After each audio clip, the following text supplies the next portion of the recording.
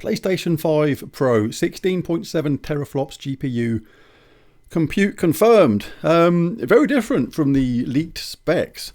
Okay then, so the PlayStation 5 Professional, we've done the impossible, we've removed it from the box, we have attached the vertical stand. Where do we go from here? Well, we would have liked to have added the optical drive, but that's off the table. But something has emerged from the manuals that we disregarded so callously earlier. So let's take a look at the manual. Now within, it's actually the safety guide, funnily enough, but it has... Safety guide. Yes. It has the official specifications for the PlayStation 5 Pro here. And what's interesting about this is that we've not really had these from Sony yet, and there are some interesting points to it. The memory is now confirmed as having an extra 2 gigabytes of DDR5.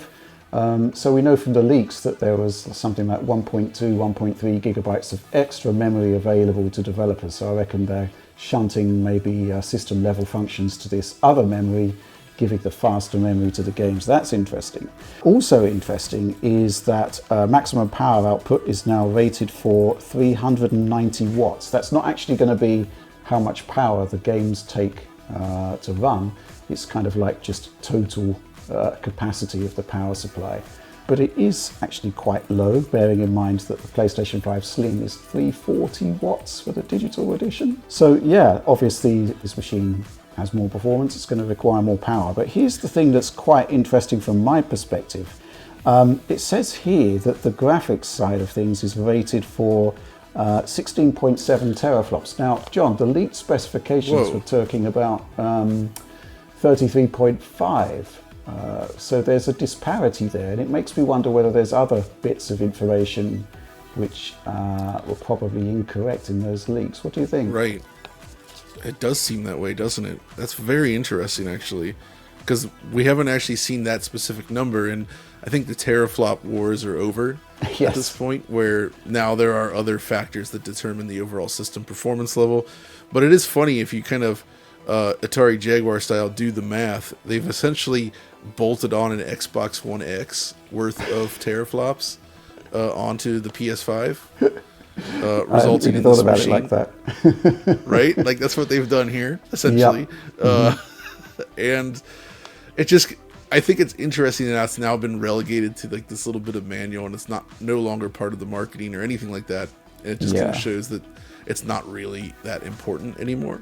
Yeah, the clock speeds are also missing compared to prior specs that Sony have released here. I guess that is relevant, but the question is when Sony are going to actually disclose that, if they're going to disclose it at all. I think we've seen from estimates it's about 2.17, 2.18 gigahertz there, but we just have to see whether that information emerges. But the leak was saying 33.5 teraflops. This says 16.7.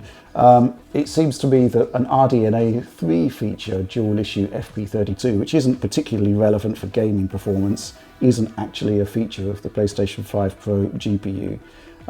So an interesting spec point, but nothing that's particularly game-changing as such. But I think that's it, John. I think we have done the job here. We have removed a console from a box. We've discussed various elements of that. We've talked about specs. Job done, right? Yeah, I'm afraid that's it. We really can't do much more than this with the PS5 Pro at this particular moment, right? Right. So we know what it looks like. We know we know roughly what it weighs. I guess the big takeaway for me is that it is smaller and lighter than I expected. Yeah, I genuinely was expecting this to feel very similar to the base PS5. And then, but that's not the case at all. It's a really nice little machine. And I think it's a better looking design, I would say. Right, so there it is, 16.7 teraflops. Interesting. So 33 teraflops I think was kind of unrealistic to even believe that in the first place. And based on what we've seen so far from actual hands-on footage of this, not like based on YouTube videos, you can't really judge these things based on that. The compression, the image quality is crushed on YouTube videos. But what's interesting is they sounded kind of disappointing there, that the teraflops are confirmed at 16.7, where the leaked specs were 33.4, whatever it was. But the point is, for me anyway, and this is why I'm not actually too concerned about this, is that the games we've seen so far, the people who've seen it hands-on, pretty much everybody has said it was better than what they were expecting. Like F1 24 performed superbly, Gran Turismo 7 looked absolutely amazing, and so on. And that was based on what they were expecting from their perceived 33 teraflops, if they believed that leaked amount.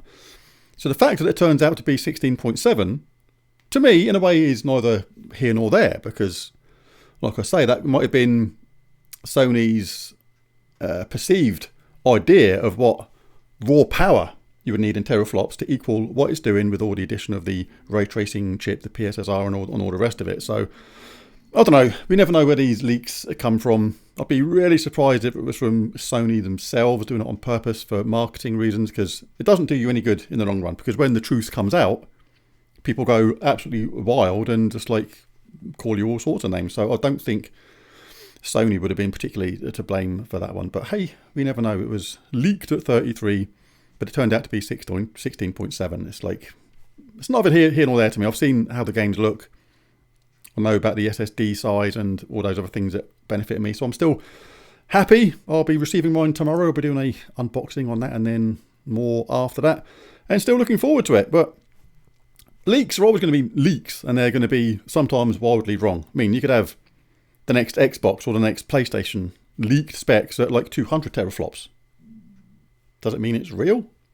Of course not. But if you see stuff and you think that's actually really good, that was better than I was thinking it was going to be, and then it turned out to be less than the leaked specs, it doesn't matter, because it still is as good as it is. But anyway, it is what it is. There's a video. Still hasn't affected what I really think. No doubt there'll be various comments and stuff saying people have wasted their money because they thought it was 33 teraflops and now it's only 16.7, literally half of what the leaked specs were saying. But I don't think they'd do that on purpose, and I kind of think, like I say, that was perceived power based on what it would take in raw teraflops terms to actually do what maybe the Pro is doing with all its additional custom chips and things like that. But still looking forward to mine, and I will catch you in the next one. Thanks for watching, and bye for now.